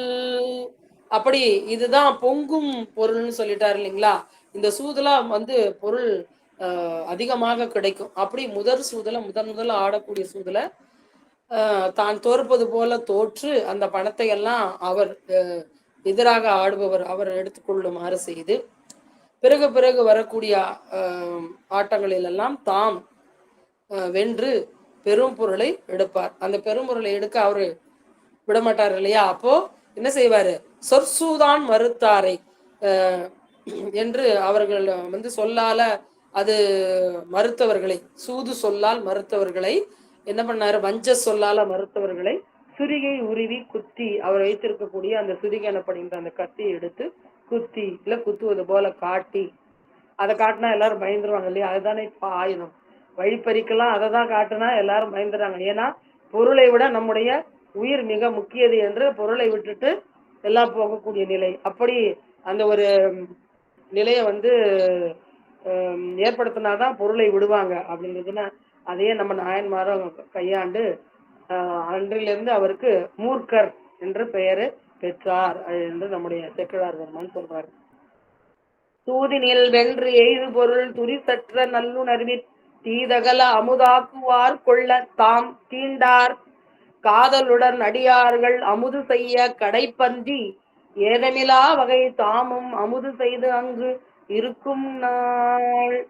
இப்படி சூதாட்டத்துல வென்று வந்த இந்த பொருள் எல்லாம் துரிசற்ற நல்லுணர்வில் தீதகல, இப்படி இந்த சூது செய்வதனால வரக்கூடிய குற்றம், இந்த பொருள் அனுபவிப்பதனால குற்றம் வருது இல்லைங்களா. அதனால அதை அவர் கையால கூட தீண்ட மாட்டாராம். அந்த பொருளை கையாலும் தீண்டாது அமுதாக்குவார் கொள்ள, அமுதாக்குவார் அந்த அமுது செய்யக்கூடியவங்க அவங்களிடம் அதை ஒப்படைத்து அவங்க அமுது செய்து அந்த அமுதை எல்லாருக்கும் படைத்து அந்த கடைப்பந்தி ஏதுமிலா வகை கடைப்பந்தி தாமும் அமுது செய்து ஏதுமிலா என்ன எடுத்துக்கொள்ளலாம். ஏதம்னா குற்றம்.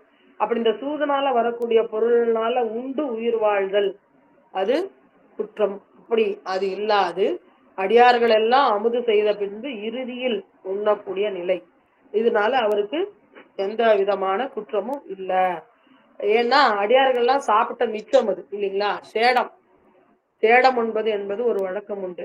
இந்த உயர்ந்த குருமார்கள் ஞானிகள் அவர்களுக்கெல்லாம் சேடம் அவர்களுடைய எச்சில வாங்கி உண்பது வழக்கமாக இருக்கின்றது. அந்த சேடம் குருநாதர் தன்னுடைய ஞானத்தை அதுல கொடுக்கிறார். அவர் சாப்பிட்ட மீதி இல்ல, எச்சல் இல்ல, தன்னுடைய ஞானத்தை அதன் மூலமாக தன்னுடைய மாணவர்களுக்கு கொடுக்கின்றார் என்பது, அந்த ஞானத்தை தான் நாம் உண்ணுவது என்பது அதனுடைய தாற்பயம். அது இன்னும் நிறைய பேர் எல்லாம் செய்யறாங்க, வாங்கி சாப்பிடுறாங்க. ஆனாலும் யாருக்கு ஞானத்தை கொடுக்க முடியும்? எல்லாருக்கும் கொடுக்கறது சிவபெருமான் தான் இல்லையா. எல்லாமே அவர் போட்ட பிச்சை, எல்லாமே அவருடைய எச்சில், எல்லாமே அவருடைய பிரசாதம். நமக்கு யாருக்கும் கொடுக்க முடியாது. பெருமான் தான் விளக்க வேண்டும் ஞானத்தை. அப்படி அந்த மரபு இருந்து வருகின்றது. அதுபோல நம்முடைய நாயன்மார் அந்த அடியார்கள் அனைவரும் அமுது செய்த பிறகு அந்த மிச்சத்தை தான் உண்டு வாழ்ந்து வருகின்றார். இதுதான் அடியன் சொன்ன ஊனில் ஆவியை ஓம்புதல் பொருட்டு உண்டு உடுத்து இருந்தேன் என்பதற்கு நாங்க அடியார்களுக்கு அமுது செய்து அதை கண்டு கழித்து இன்புற்று அந்த அரண் பணியிலேயே அடியார்கள் பணியிலேயே அவர் இன்பமா அந்த ஆனந்தத்துல இருந்து வருகின்றார். பின்னாடி பெருமான் திருவடியில போய் ஆனந்தமா இருக்க போறார். அதுக்கு இதெல்லாம் முன்னோட்டமா. இப்படி இந்த திருவேற்காட்டூர்ல அவதரித்து சோழ நாடு வந்து திருக்குடந்தையில இறைவன் திரு அடியார்களுக்கு பணி செய்து வருகின்றார். இந்த நாதன் அடியார்க்கு நாதன் தன் அடியார்க்கு நல் அடிசி நாடோறும் ஆதரவினால் அமுது செய்வித்து அங்கு அருளாலே ஏதங்கள் போயகல இவ்வுலகை விட்டதற்பின் பூதங்கள் இசை பாட ஆடுவார் புறம் புக்கார். அருளாலே ஏதங்கள் போயகல. அதை நம்ம எல்லாம் ரொம்ப முக்கியமா புரிஞ்சுக்கணும். இதே ஒரு முன்னோட்டமா நாமளும் எடுத்துக்கலாமா? நாயன்மார் வந்து சூது செய்து அந்த பொருள்ல சாப்பாடு போட்டாரு, எடுத்துக்கலாமான்னா முடியாது. ரொம்ப முக்கியம். கண்ணப்ப நாயனார் இறைச்சி சாமிக்கு கொடுத்தாருன்னா அவர் நிலை என்ன, நாம நிலை என்ன? அது இறைச்சி சாப்பிட்றவங்க எல்லாம் அது ஒரு உதாரணமா சொல்லலாம். ஆனா அவர் கண்ணை எடுத்து வச்ச மாதிரி நாம வைக்க முடியுமா? 6 நாள் உண்ணாமல் உறங்காமல் தண்ணீர் பருகாமல் இருந்தாரே, அது நாம இருக்க முடியுமா? அப்போ இந்த நாயன்மார்கள் நிலை வேற. அவர்களுக்கு சமம் அவர்கள்தான். பெருமையால் தம்மை ஒப்பார் பேணலால் எம்மை பெற்றார் அருமையாம் நிலை நின்றார் அவரை நீ ஆர்வாயாக என்று நம்முடைய பெருமானுடைய வாக்கினாலே அவர்களை குறிக்க பெறுகின்றார்கள். அப்படி இருக்கக்கூடியவரே. அதுதான் நமக்கு இந்த இடத்துல நமக்கு சித்தாந்தம்லாம் கை கொடுக்குது இல்லைங்களா? இப்படி பெருமானுடைய அடியார்களுக்கு நல்ல சூதாடுபவர்களை வெற்றி கொண்டு அந்த சூதினால் வந்த பொருளை எல்லாம் பெருமானுடைய அடியார்களுக்கு அமுதாக்கி அருளினாலே அங்கே பல நாள் இருந்து அவர் அந்த குடந்தை எனப்படுகின்ற கும்பகோணம் மாநகரிலே பெருமான் திருவுடைய அடிக்கு சென்று போனார். எந்த புறம்? சிவபுரம். பூதங்கள் இசைபாட ஆடுவார் புறம் புக்கார், சிவபுரம் புக்கார் என்று. இது இந்த இடத்துல நமக்கு சைவ சித்தாந்தம் கை கொடுக்குது. ஏகனாகி இறைவனி நிற்கும் அடியவர் செய்கை தம் செயலை ஆக்கி அந்த செயலால் வரும் துரிசுகளை அவர் பாராமல் செய்வது பெருமான் அருள். இதுதான் நம்முடைய சித்தியார் வந்து 10ஆம் சூத்திரத்துல சொல்லக்கூடியது. இவன் உலகில் இதம் அகிதம் செய்த எல்லாம் இதம் அகிதம் இவனுக்கு செய்தார்பால் இசையும் அவன் இவனாய் நின்ற முறை ஏகனாகி அரண் பணியில் நின்றிடவும் அகலும் குற்றம். சிவனும் இவன் செய்தி எல்லாம் என் செய்தி என்றும் செய்தது எனக்கு இவனுக்கு செய்தது என்றும் பவம் அகல உடனாகி ஏன்று கொள்வான் பரிவால் பாதகத்தை செய்திடனும் பணியாக்கி விடுமே. பாதகமே சோறு பற்றினவா தொல்நோக்கம் இல்லைங்களா? சண்டேச பெருமான் தன்னுடைய தந்தையார் காலை துண்டித்தது பாதகம். ஆனாலும் அதுக்கு பாதகத்துக்கு பரிசு வைத்தானுக்கே பல்லாண்டு கூறுதுமே என்று நம்ம திருப்பல்லாண்டுல பாடுறோம். அப்படி ஏகனாகி இறைவனியே, ஏகனே பெருமானே, சிவனே சிவன் பணியே. அதுல எங்க இருக்கு குற்றமோ? சிவனே செய்யறது, சிவனே செய்யறதும், சிவனே செய்யறதும் சிவப்பணியே. இதுல எந்த குற்றம் வந்தாலும் அதை பெருமான் நீக்கி விடுவார் என்று நம்முடைய சாத்திரங்கள் சொல்லுது. அப்படி நம்முடைய மூர்க்க நாயனாருக்கு அந்த நிலை நீங்கி அவர் கொண்டு வந்த பிராரத்தை நாம அனுபவிச்சுதான் ஆகணும் இல்லையா? அது கொஞ்ச நாள் அவர் இருந்து அந்த பிராரத்தினால அவர் துன்பம் எதுவும் படாது. அதையும் நம்ம சைவ சித்தாந்தம் சொல்லுது. எப்படி பெருங்காயம் இருந்த அந்த பாத்திரத்திலே அந்த பெருங்காயத்தினுடைய வாசனை வந்தாலும் அது கரிக்க ஆவதில்லையோ, அது போல இந்த மண்பானை மனைந்த குயவன் அது மனைந்து முடிந்த பிறகு பாத்தீங்கன்னா எந்த காரியமும் இருக்காது, காரியமும் ஆகாது. ஆனாலும் அதை வணைந்த பிறகு கொஞ்ச நேரம் அந்த சக்கரம் சுழன்றுதான் நிற்கும். அது போல அந்த பிராரத்தம் அவங்களுக்கு கழியும் என்று சொல்றாங்க. அது நம்முடைய முருக நாயனார் அவ்வாறு தாம் பூமியில வாழ வேண்டிய காலந்தோறும் வாழ்ந்து பெருமான் அடியார்களுக்கு அமுது செய்து ஏகனாகி இறைவனை நிற்கிறதுல அவருடைய திருவடிக்கு சென்று பூதங்கள் இசைப்பாட ஆடுவாருடைய புறமாகிய அந்த திருக்கூத்து தரிசனம் கண்டு சிவபுரத்துல இனிது வீற்றிருந்தார் என்று நம்முடைய சேக்கிழார் நாயனார் சொல்றார். வல்லார் கடமை என்று சூதினால் வந்த பொருள் அல்லாரும் கரை கண்டர் அடியவர்க்காக அமுதாக்கும் நல்லார் நற்சூதர் ஆர் மூர்க்கர் கழல் நாம் வணங்கி சொல்லார்வி சோமாசிமாரர் திறம் சொல்லுமாங். சூதாடுபவர்களை வெற்றி கொண்டு சூதினால் வந்த பொருளை எல்லாம் பெருமானுடைய அடியவர்களுக்கு அமுதாக்கி தாக்குகின்ற நல்லார், அதனால நற்சூதர் சொல்றார். அவரை வணங்கி நாம சோமாசி மாற பெருமானுடைய சரித்திரத்தை சொல்லுவோம் என்று சேக்கிழார் பெருமான் முடிக்கின்றார். இதுல நாம சிவபெருமானிடத்து செய்யக்கூடிய வழி அடிமைத்தனம். அதனாலதான் நாமளும் நாயன்மார்கள் செய்தாங்க. இந்த உலகத்திலயும் இப்பயும் இந்த காலத்திலயும் நாயன்மார்கள் வாழக்கூடும். ஆனா பெரும்பாலும் நாமெல்லாம் இதை செய்யறோம் அதை செய்யறோம் என்று நாம ஒரு உறுதி எடுத்துக்கொண்டு செய்ய ஆரம்பிக்கும் போது பாத்தீங்கன்னா அந்த உறுதி நாம் எவ்வளவு தூரம் இருக்கிறோம் அப்படின்றதுக்கு நிறைய அதுல நமக்கு இடர்பாடுகள் வரும். அதனால நாம நாயன்மார் அல்ல, அவர்கள் நிலை வேற. அவர்கள்லாம் எல்லாமே முடிந்த நிலையில பிரளயாகலர் போல நிறைந்த பிறவி, அது எடுத்த பிறவியிலே அவர்கள் இறைவனுடைய திருவடி அடைந்தவர்கள்.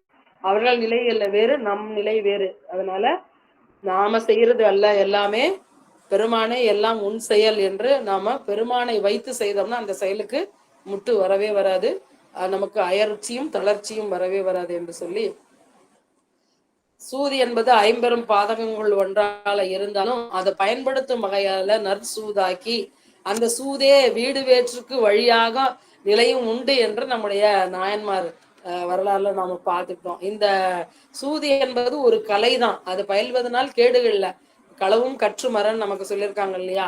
அப்பதான் அது நமக்கு தெரியும், இதனால இருக்கக்கூடிய நன்மை தீமை நமக்கு தெரியும். ஆனா உடைமைகள்லாம் இருந்த போது நாயனார் அதை பயன்படுத்தல. வறுமை வந்த போதுதான் அடியாருக்கு முன்னூட்டி நாம பின் உண்ணணும், அடியார்களுக்கு அமுது ஊட்டணும்ன்ற அந்த நியதி அது பிழையாத வண்ணம் நமக்கு சொல்றாரு இல்லையா. அழுக்கு மெய் கொடுவுன் திருவடி அடைந்தேன் அதுவும் நான் பட பாலதுன்றானால் பிழுக்கை வாரியும் பாழ்கொள்வரடிகே பிழைப்பனாகிலும் திருவடி பிழையேன் வழுக்கி வீழினும் திருப்பெயர் அல்லால் மற்றும் நான் அறியேன் மறுமாற்றம் ஒழுக்கையன் கண்ணுக்கு ஒரு மருந்துரையாய் ஒற்றி ஊரெனும் ஊருரைவே ஊருரைவானே. நான் எனக்கு என்ன கஷ்டம் வந்தாலும் பெருமானே உன்னோட பேரை நான் மறக்க மாட்டேன், வழுக்கி விழுந்தாலும் உன் பேரை தான் நான் சொல்லுவேன், என்னுடைய இடரை நீ களை பெருமானே என்று சொல்றார். அப்படி என்ன வந்தாலும் அந்த தொண்டை மாறாது செய்தவர்கள் நாயன்மார்கள் இல்லைங்களா. நான் செய்கிறேன்னு அவங்க செய்யவே கிடையாது. எல்லாருமே நான் இதை செய்யறேன், நான் கோவணம் கொடுக்குறேன், நான் ஓடு கொடுக்குறேன், நான் சாப்பாடு போடுறேன், யாருமே செய்ய கிடையாது. முழுவதுமாக அவர்களெல்லாம் ஏகனாகி இறைவனி நிற்றவர்கள், தன்னை முழுவதுமாக பெருமானுக்கு ஒப்பு கொடுத்தவர்கள், தன் நிலை இல்லாது பெருமான் செயலாகவே எல்லாமே பெருமான் செய்விக்க அவர்கள் செய்தவர்கள். அந்த நிலையில இருந்தனாலதான் அவங்க அதை செய்ய முடிந்தது இல்லையா. இன்று சாமிக்கு அமுது ஊட்ட முடியல, என் உயிரை மாய்த்து கொள்வேன் வெட்ட போனார் அறிவாட்ட நாயனார். என்ன ஒரு நிலை இல்லைங்களா. அடியேன் அறிவிலாமை கண்டும் என் அடிமிசை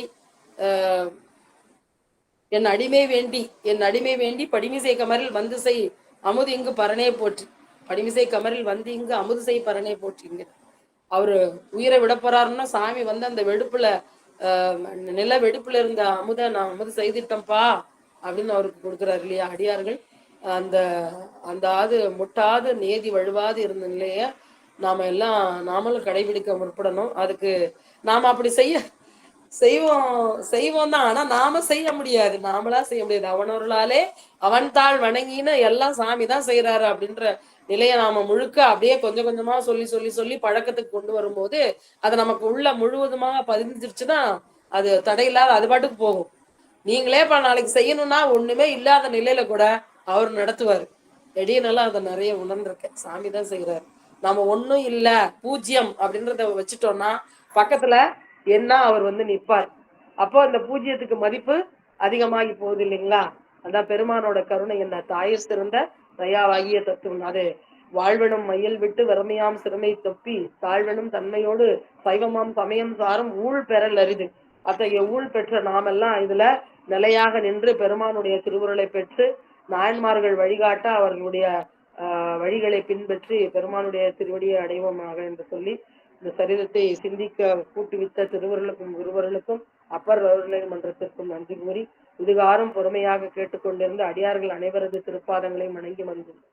என்றும் இன்பம் பெருகும் இயல்பினால் ஒன்று காதலித்து உள்ளமும் ஓங்கிட மண்டுள்ளாரடி யாரவர் வான் புகழ் நின்றதெங்கும் நிலவி உலகெலாம் வான்முகில் வளாது பெய்க மலிவளம் சுரக்க மன்னன் கோன்முறை அரசு செய்க குறைவிலாது உயிர்கள் வாழ்க நான்மறை அறங்கள் ஓங்க நற்றவம் வேள்வி மல்க மேன்மை கொள் தெய்வ நீதி விளங்குக உலகம் எல்லாம் மேன்மை கொள் தெய்வ நீதி விளங்குக உலகம் எல்லாம் மேன்மை கொள் தெய்வ நீதி விளங்குக உலகம் எல்லாம். அரகர நம பார்வதி பதையே அரகர மகாதேவா. தென்னாடுடைய சிவனே போற்றி, எந்நாட்டவர்க்கும் இறைவா போற்றி. ஏகம்பத்திர எந்தாய் போற்றி, பாகம் பெண்ணுரு ஆனாய் போற்றி. அண்ணாமலையம் அண்ணா போற்றி, கண்ணார் அமுதக்கடலே போற்றி. காவாய் கனகத்திரளே போற்றி, கைலை மலையானே போற்றி போற்றி. அல்தரும் பச்சை நாயகம்மையுடனாய பிறைசூடி பெருமான் மலரடிகள் போற்றி போற்றி. அல்தரும் சிவகாம சுந்தரி அம்பிகையுடனாய ஆனந்தமா நடராச பெருமான் திருவடிகள் போற்றி போற்றி. திருச்சிற்றம்பலம், தில்லையம்பலம். நன்றி அம்மா.